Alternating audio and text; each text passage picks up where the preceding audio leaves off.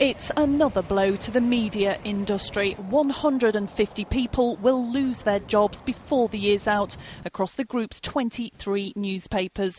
39 journalists will go from the Manchester Evening News and another 39 from its sister weeklies. A further 72 jobs will be axed in sales and distribution. It's hoped some of the losses will come as a result of voluntary redundancy, but compulsory job losses will follow. While Chief Executive Mark Dodson said he regretted the action, it was inevitable. I think one of the problems we face is that we're in unprecedented times as far as the regional press is concerned. We've seen an alarming drop in revenue from our key classified verticals, and what that has meant is that there's put real pressure on the profitability of the company. And what we need to do to remain profitable is to make considerable savings within inside the business, and that has meant that we had to make 150 people redundant in MEN Media this morning. Well, the jobs are across the whole range of functions and disciplines.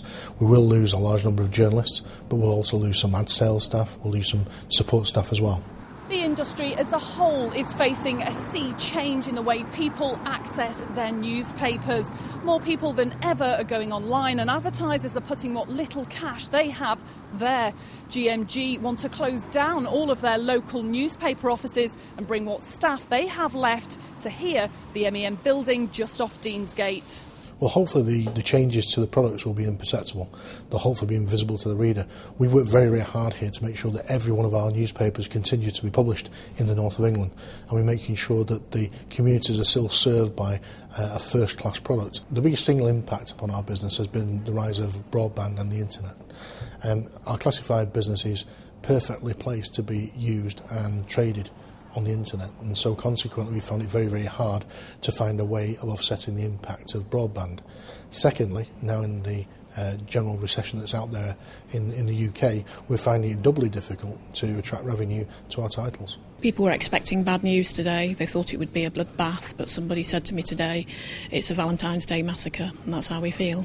So the company needs to protect £12 million, which it wants to save. Mm-hmm. Is that fair in your opinion? I think it's a bit of a heavy blow for us to carry on our own, and I think we really want to ask questions of the Guardian general management, the general board, saying, well, OK, we need to make cuts. We can make some cuts. We don't need to make these many cuts, not this deep, and what are you doing to help the process? You're the ones who are costing the money. We're the ones who provide it. How come we now get hit with this, and what are you doing? What are you getting? How are you suffering?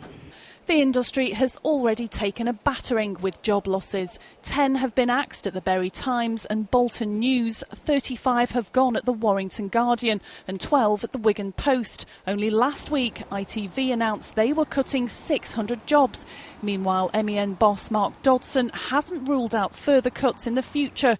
Proof it could still get worse for an industry coming to terms with changing times. Beverly Walkden for Channel M News.